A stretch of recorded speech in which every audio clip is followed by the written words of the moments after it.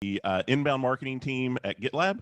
And today we're having a group conversation about our content and SEO strategy. And we're joined by Erica Lindberg, so to start, I am the manager for search marketing, and then also joined by Erica Lindberg, who I'll let her introduce herself, and then we'll get right to the questions. Thanks, Shane. Hi, everyone. I'm Erica Lindberg. I'm the Senior Manager of Global Content. So I'll be covering the content strategy side of our SEO-focused group conversation. Great. Thanks, Erica. And so we have one question in the agenda already. I believe that's from Rebecca Dodd. Rebecca, are you on the call to verbalize your question? Yes, I am. Thanks, Shane. I was wondering if the search team could talk a little bit about why titles and descriptions on content pages are so important to SEO. Just because sometimes you might find if you submit a blog post or even a handbook page, sometimes we might make a suggestion for a better title or description, and it's not because we're the fun police and don't want you to play around with puns. But yeah, if you could talk a little bit about that, that would be great. Thanks. Yeah, of course. So yes, when you look at any page, there are multiple factors that impact how it ranks in Google. And there are also factors that impact how people come to that page, right? So there are user signals, and then there are search signals.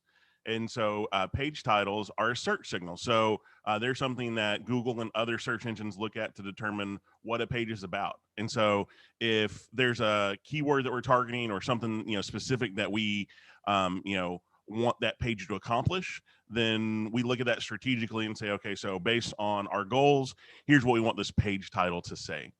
And then when it comes to the description, so the description is not something that search engines look at anymore to determine how a page should rank or what keywords that they should rank that page for. But it is something that they display in results so that people that are searching can see the description and then determine if they want to visit that page. So it's a key part of the conversion in the search results.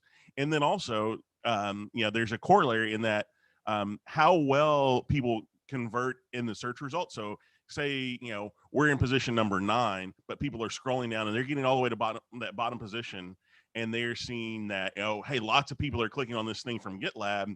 Then they may start to move us up based on those user interactions and how they get to the page and how much time they spend on that page, etc. So while it's not a direct influence on ranking, it is a key part of our SEO strategy to make sure that people understand what a page is about and can then convert. Do you have any follow-ups, or does anybody else have anything to add to that from the search marketing team?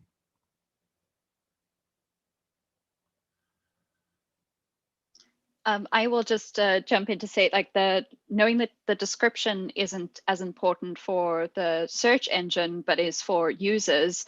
That's a great thing to learn, because sometimes what we'll suggest in editorial, if we're editing a blog post and we change the title away from something that was clever or had a pun in it or something, you could probably work that into the description to make it really attention grabbing and enticing, and not impact SEO specifically, but could attract people to click on that post when it appears in the search results. Yeah, absolutely. That's a great point. All right, Danielle, you have the next question. Yep, so this is really for both of you for your respective areas, but I'm curious to hear your thoughts on how the profession or the practice of both search and content marketing has changed.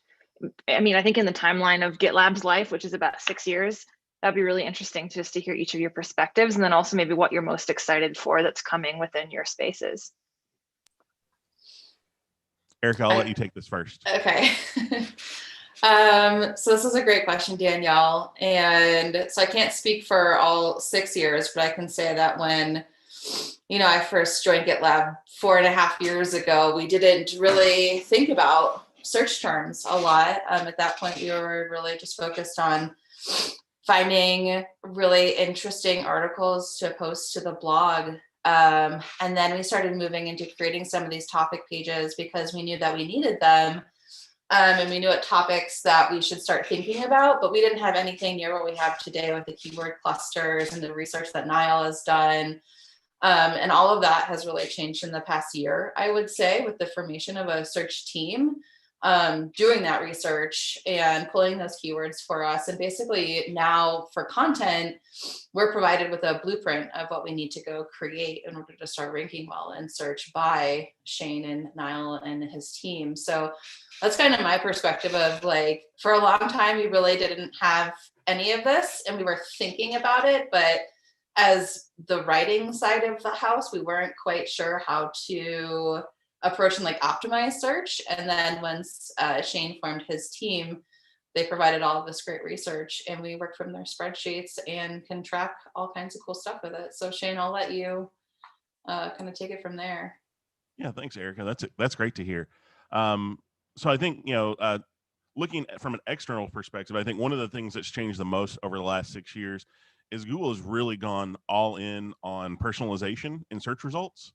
And so that has a big impact for us because it makes it difficult to kind of see, specific, it used to be like if you ranked for CI and you were number one, like that was global, like everybody saw that same result. And so now, we all get different results based on our search history and the things they kind of see us interacting with. And so they infer a lot about, what we're interested in based on that. And so I think that has been a big change from a search marketing perspective, and really Google's what drives the decisions there, right? Because it's such a large share of what's sending us traffic, and so what Google does really sets the tone for the industry. Then I would say that the other thing that has really changed is that Google has really honed in on focusing on pages that show expertise, authority, and trustworthiness.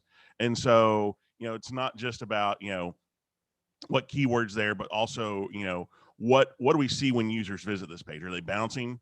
Are they, going back to search results and clicking on something else? Then we're gonna shape the search results for this based on that. And so I think from that perspective, that's one of the big things that's changed over the last 6 years is just the focus on personalization, and then the change that the acronym for that in the SEO industry is EAT. So and so that focus on EAT has really changed how we think about individual pages and what should be on there. Really long form tends to win more because of that focus on expertise and authority. And so that's where, like the expertise is on the individual page, authority is on the domain, and then trustworthiness usually focuses on the domain level as well. So those are the big changes, externally. But I think, partnering with the global content team and the work we're doing, on keywords and technical SEO, that's where I'm most excited to see the impact that's going to have in the future. Because unfortunately, search and content are not something where, we make a change today and immediately see results. It's a very process driven, 6 months from now, where are we going to be process. So I'm excited to see, where we continue to move this needle going into fiscal year 22. Thank you. Next is Mahesh. Hi, Shane. Thanks so much for the slides. I was curious if we can add a report that compares how we perform in certain keyword clusters when compared to competitors. That'll just help us hone in on areas where we think we need to do better, and for PMM and other teams to provide content that'll improve that. Yeah, that's a great idea, Mahesh. We can definitely do that. So we use a tool called SEMrush.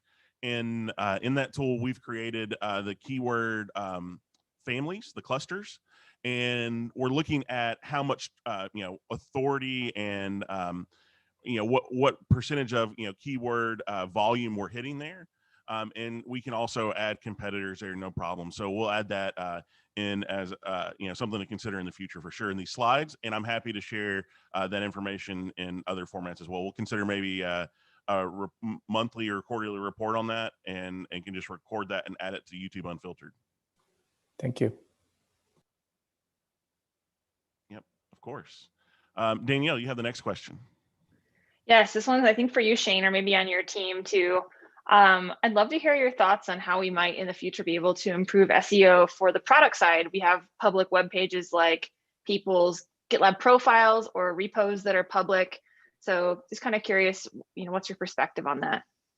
Yeah, I think this is a really a large untapped opportunity for us. Because we do have a lot of customers coming to us and asking like, hey, is this intentionally blocked? And so I know the product team is already focused on a lot of SEO changes and have already made some improvements around what Google can crawl on these public pages.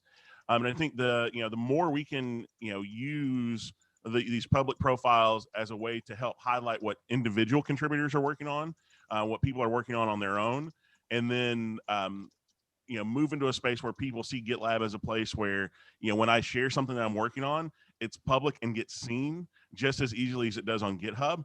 I think that will help establish, even more of a presence around linking back to us, authority for those pages when people migrate from GitHub to GitLab. So now they don't have to maintain a mirror of their repository on GitHub just to make sure it's discovered in search results. They can actually move everything to GitLab and it'll just show up in the same way when somebody searches for, their project keywords. So I think there's a lot of opportunity there, and I'm excited to see that this is something the product team is focusing on this quarter. And I'm happy to partner. Then we actually have an external SEO agency that we're working with, Salt Agency. And they've been, in the SaaS space for a long time, consulting other large brands, and they're diving in and helping the product team with some of like the things that are blocking us there, offering their expertise on ways that we can make sure that those results are showing up just the way we want to in Google. So for example, I know last week Dan from Salt was in an issue about breadcrumbs. So when you're in search results and you search for something on GitLab, you can have the full URL path displayed in breadcrumbs, and that wasn't working properly until the product team took a look at that, and then Dan was in there offering some expertise on like, hey, it's not working this time. Here's what we might change, and we were able to kind of collaborate on that there. So I'm really excited about the changes that are happening there.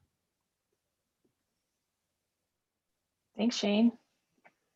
I'll just keep asking questions. I'm setting y'all up with some softballs, but I know the things you think about, so I want everyone else to know too. So Erica, I know you saw, and I hopefully everybody on this call saw last week, we launched the new front page of GitLab, about.gitlab.com, and we're going to be improving a lot more pages. So I'm just curious from a content and editorial perspective, what do you see as some exciting opportunities or low-hanging fruit for your team now that we're starting to get momentum and traction in this area?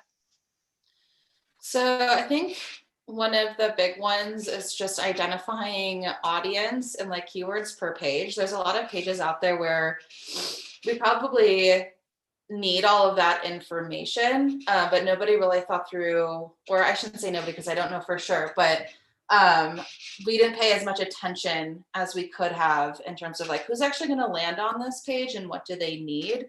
So taking that audience into consideration, and then using that keyword research from Nile to match that audience intent to a keyword so people can actually find it. In terms of low-hanging fruit, I think right now the topic pages and the web article clusters that we're creating is really the big one, and we've already started down that path. But there's just so much opportunity to create this kind of evergreen content library for people to start to find and to rank for. So one of the big things we're actually doing there too, so we have a lot of great content on our blog that's pretty evergreen and that's pretty outdated. So we've gone back and we're identifying what those posts are, and then moving them into the topics library and removing that date and making them less beholden to, a date in 2016. So if somebody falls on that content and they're like, oh, this is outdated, I don't know if I can trust it, versus it being this evergreen web article that we can just find easily, we can keep that up to date more easily, and it just signals to the reader without that date on it that they can trust that it's up to date. With some of the other pages, I think this kind of starts to fall out of my realm specifically, and it's how I'm working more closely with the digital experience and UX team. But just kind of looking at the paths in our website and how people move from page to page and how we're presenting those pages. And then my end of that comes back to what's the intent, and does the content on this page match the intent of the page? And that's the really big opportunity here, is just getting those pages more focused on the intent of the user actually using the page. Awesome. Thank answer your you. question? Yeah, I'm curious. I know we have Rebecca. We're lucky enough to have the time zone call that works for her. I don't know if you want to add anything, Rebecca. You've caught me off guard because I was putting a question no, in the it's doc for okay. you and I didn't listen to the I whole was just thing. curious about, no, I was just curious about now that we're starting to edit a lot of the website, just if you see any low-hanging fruit opportunities from an editorial perspective. Oh, yeah. Pretty much exactly what Erica said. I've been pulling numbers on our most popular technical posts from the past 2 years. And a lot of those are actually from 2016 or 2017. And yeah, so just making sure that we're not sending people to outdated posts, but we're still kind of getting the benefit of that long-term SEO. It's great to see some of those old posts doing so well because it means that SEO is working for us. So we just need to be taking better advantage of it. Sorry for catching you off guard, by the way. One of the things that I'll actually add to like talk a little bit more about blog posts, but if you look at the new homepage and the enterprise page that we launched, I think you'll see a pretty big difference in the language that we're using as well, and how we're explaining things.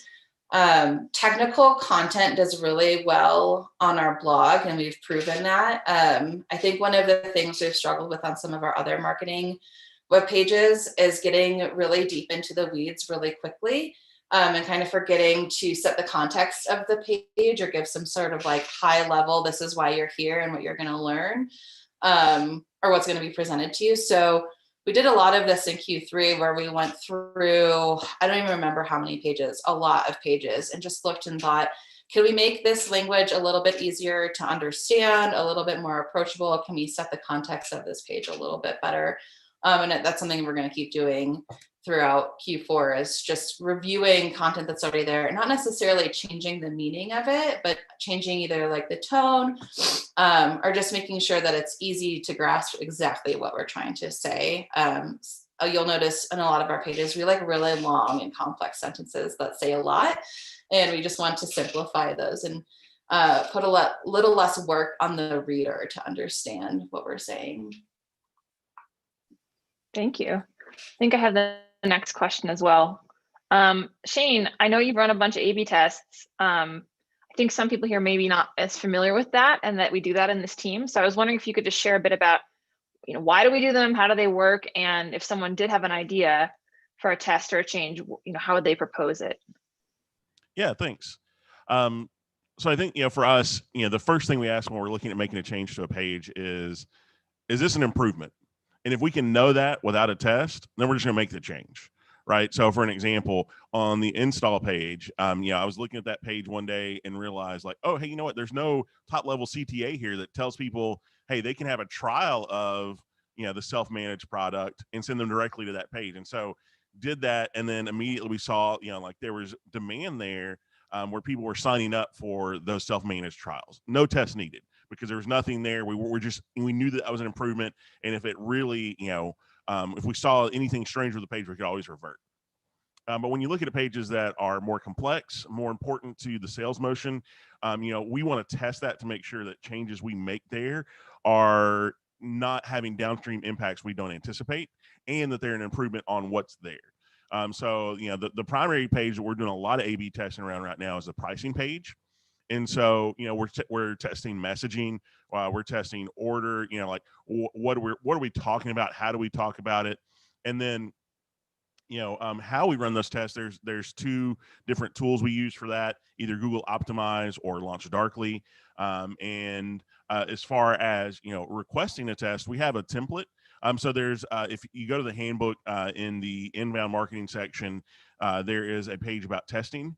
And we have some templates there where you can request an A/B test. So if you have a page where, you want to make a change and you want to look at it from an A/B test perspective, you can go there and request that work, and we will triage that and prepare to move that forward. I think that covers everything you asked. Very good.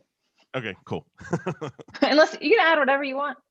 I was just gonna say, if you have any questions about it, you can always reach out to me directly. Anything I can do to help that, I'm happy to move that forward. Yeah, And I Rebecca? had the next It's from question. Rebecca. Yes, it's a bit of a detour, so feel free to defer if it belongs in a different group conversation. But Danielle, seeing as you were on the call, I thought I would ask. We are changing from growth marketing to inbound marketing. I wondered if you could talk about what that means and why we're doing it. Sure. So we formed this team about 6 months ago under the growth marketing name. And now that we've been working together for a while, based on what we're currently doing, I think it's really just a case of messy foo. It's really just, we want to accurately describe what our team does so other people in the company or external to the company know how to talk to us and what we care about. It's not that we don't care about growth marketing at GitLab, but we have decided to put this team in KPIs are around MQLs and inquiries, which is really around the top of the funnel. So I think it's a more appropriate kind of distinction. I think growth marketing activities like A/B testing, which we clearly do, are still things that we will do. I think cross-channel marketing, which is generally part of growth, is happening in other teams. I think customer lifecycle marketing is fairly nascent, but it's happening in other teams.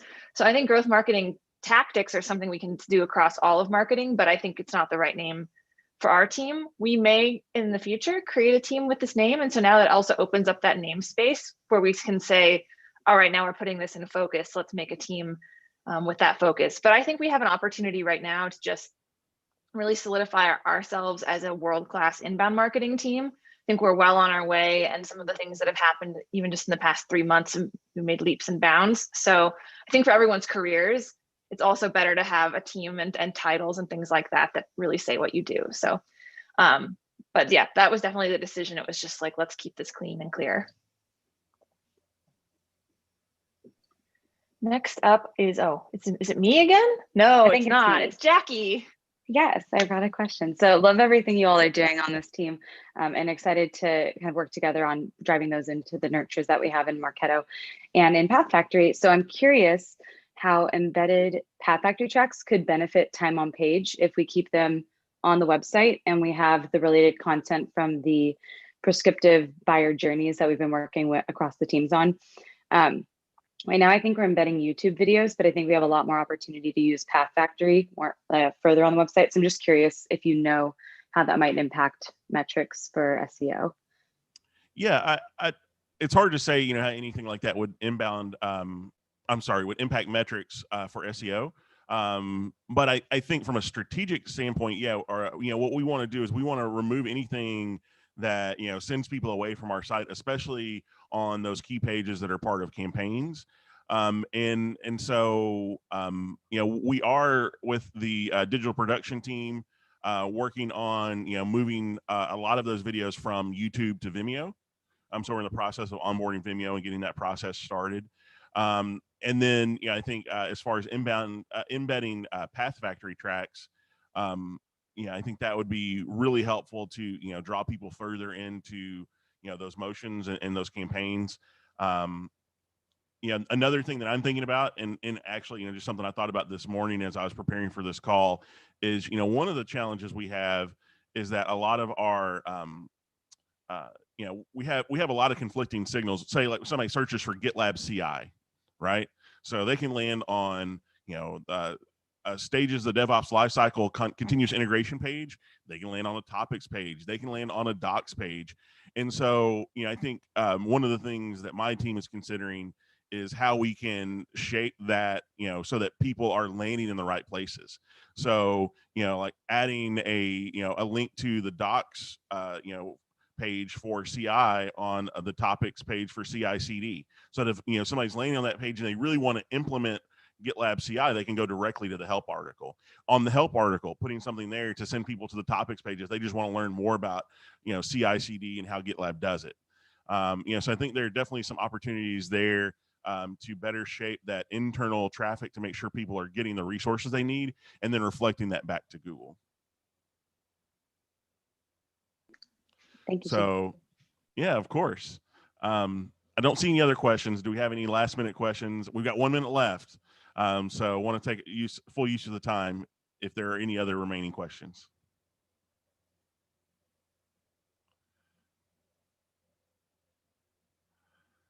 All right. Well, thank you all for coming. I really enjoyed this lively discussion. We'll catch up again soon. Thanks.